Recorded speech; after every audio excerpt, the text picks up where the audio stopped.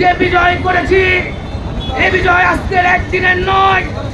এই বাংলাদেশের জন্ম যতদিন থাকবে, আমাদের এই ফ্যাসিস্ট সরকারের বিরুদ্ধে আমরা যে জয় হয়েছি, এটা ইতিহাসের পাতায় থাকবে ইনশাআল্লাহ।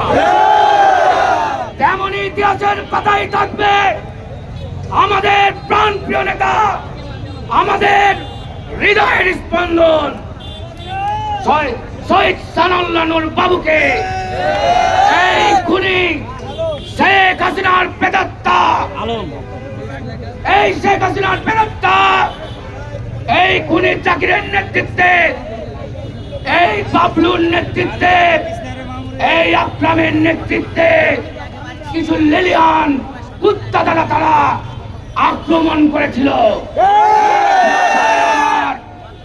আমরা ভুলে যাই নাই, আমরা সেদিন শক্তিশালী ছিলাম।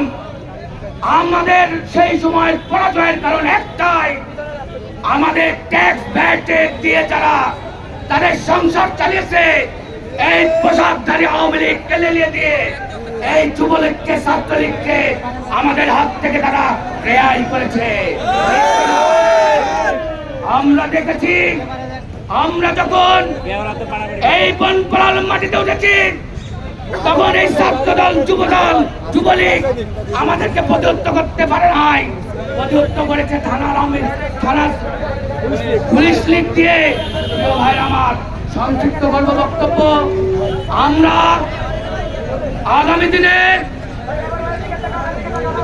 কেন্দ্রীয় ঘোষিত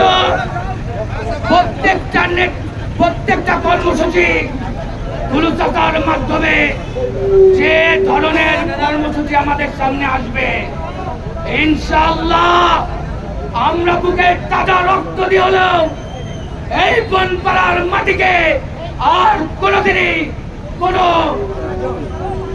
প্রকারের স্বৈরা শাসকের হাতে দিতে দেব না।